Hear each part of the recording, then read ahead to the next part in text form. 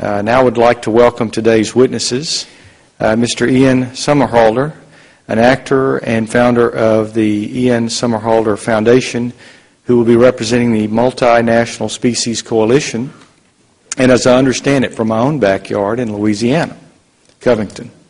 Now I recognize Mr. Ian Somerhalder, originally from Covington, as I said, and you now have, sir, 5 minutes. Good morning, Mr. Chairman, Chairman Fleming, Ranking Member Sablon, and members of the subcommittee. My name is Ian Somerhalder. I am an actor and founder of the Ian Somerhalder Foundation. It's a non-profit organization dedicated to empowering, educating, and collaborating with people to help them positively impact the planet and its creatures. I am also a global ambassador for the Alliance for Global Conservation. I appreciate this opportunity to testify before you today on the legislation before us, the Multinational Species Conservation Funds Reauthorization Act. I would also like to take this opportunity to thank the subcommittee, especially Chairman Fleming, who represents my home state of Louisiana, for the invitation to join you today. Environmental conservation has not just been a passion of mine, but a priority, and when I began to find through my work as an actor that I was gaining an increasingly prominent platform in front of the American public, I knew immediately what I needed to do. And the IS Foundation is my attempt to use this opportunity to share of the public's attention for the greater good. The IS Foundation, which has dozens of affiliate groups around the world, as far off as India and Algeria, focuses on 3 themes: conservation, habitat conservation, species protection, and green energy initiatives. Our goal is to support a range of projects from more established, mature initiatives like the Alliance for Global Conservation to smaller grassroots efforts initiated by individuals on the Gulf Coast and many other local communities. So the hope is that we can demonstrate ways for everyone to contribute on any scale. And we want to start conversations on these issues and allow them to grow and evolve naturally. So when a particular issue gathers enough momentum, we will lend the resources needed to transform it from a conversation into a project, and from a project into real progress. But in talking to people, especially young people around the country, I've found time and time again that the issue of species conservation is a particularly resonant one, and people are very passionate, they're passionately attached to the creatures that have captured their attention and their imagination since childhood, and they're invested in doing whatever is necessary to protect them. Species conservation is beyond a doubt an issue that truly matters to the American public, and we're lucky in this case because most of our beloved species are clinging to survival by a thread. The legislation initially enacted in 1990 is viewed as globally as a success story. With the U.S. leading the effort, governments around the world are able to begin investing in their ecosystems. From the Congo to southern Sudan, we're finding that species conservation is paying off in terms of both the environment and local government action. So as Congress considers H.R. 50, I thought it would be useful quickly to discuss the species that benefit from the U.S. Fish and Wildlife Service leadership on conservation. Asian and African elephants, apes, the plight of tigers and rhinos. But in the consideration of time, let me address the marine turtles as an example of the desperate plight and the important opportunity we have to take action and continue to strengthen our collective efforts. I addressed the full impact of the other species I mentioned in my written testimony submitted for the record. 6 of the 7 marine turtle species are listed as threatened or endangered by the World Conservation Union and under the U.S. Endangered Species Act. Because marine turtles take 10 to 40 years to reach sexual maturity, they're vulnerable to predators, oil spills, and bycatch, so restoring their numbers is a lengthy and very delicate task. They are truly the ancient mariners of our oceans, with ancestors dating back over 100 million years.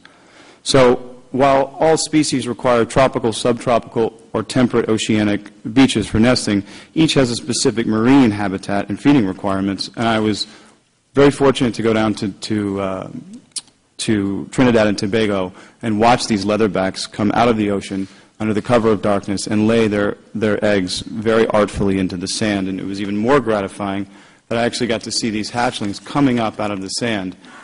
It was amazing.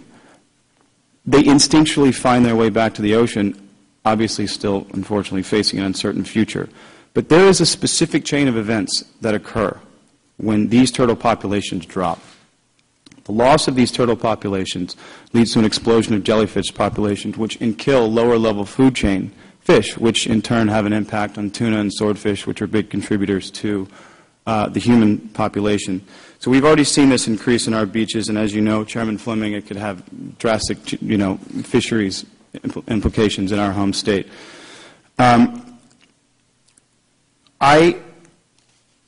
My foundation is in 190 countries at this point, with a lot of global outreach, and I just want you to know that the ideology is backed by passion and commitment.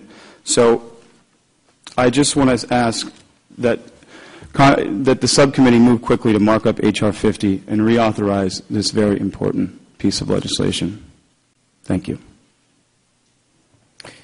Thank you, Mr. Somerhalder. Next up is health and opportunities for women and youth.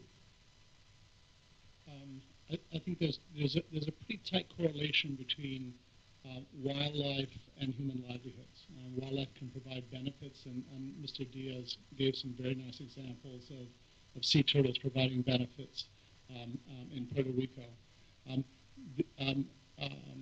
Wildlife also is a threat sometimes to human livelihoods. And some of the conservation funds have been used to deal with the conflict actually between wildlife and people in landscapes. Elephants, for instance, have a very strong negative impact on crops if those crops are near protected areas. And the funds have supported a whole range of programs aimed at mitigating the impact, mitigating that conflict between elephants and people. And once you can mitigate that impact and actually generate benefits from the elephant conservation, then people support that elephant conservation. And of course, that has direct impacts on livelihoods. It has especially direct impact on women who do much of the work in those agricultural landscapes. Thank you very much, Doctor.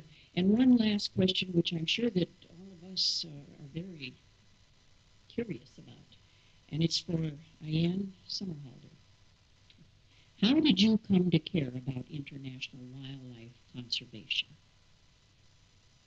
Thank you for that question. I am from the Gulf Coast of Louisiana, and due to when you grow up in an ecosystem as delicate as that, you obviously learn a very quick appreciation. It's familial, it's environmental.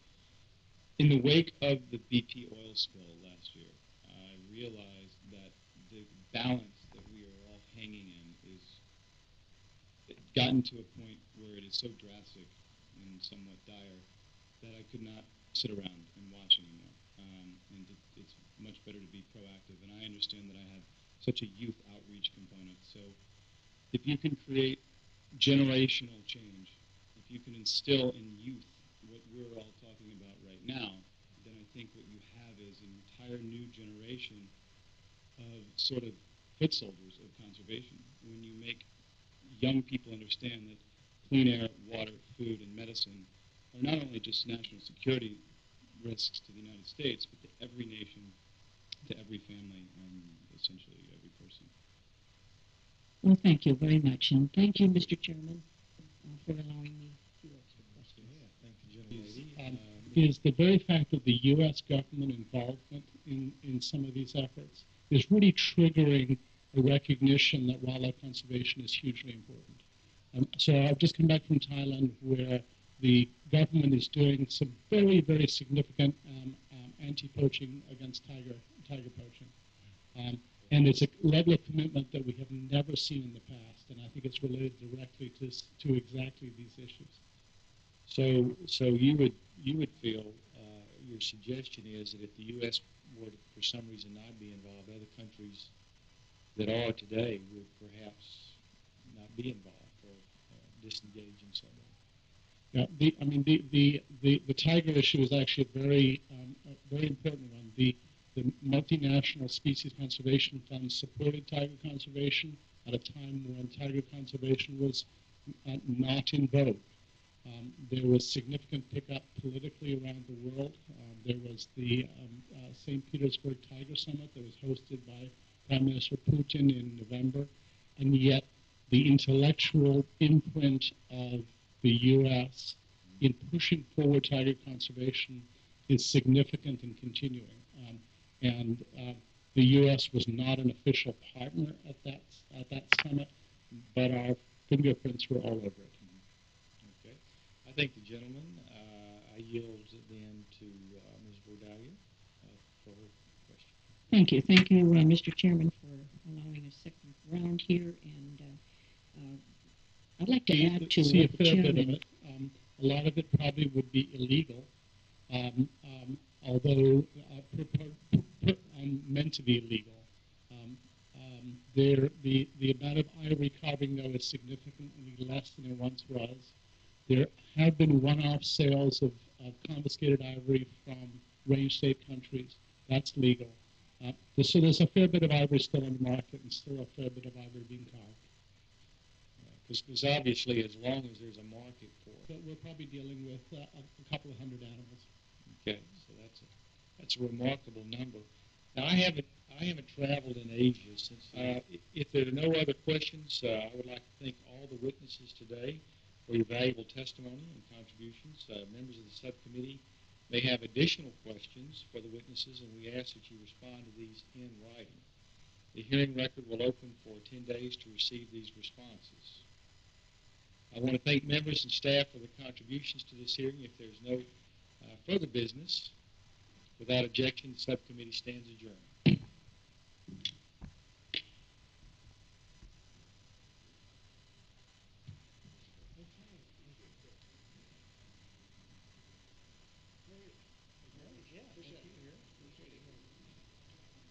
Indeed.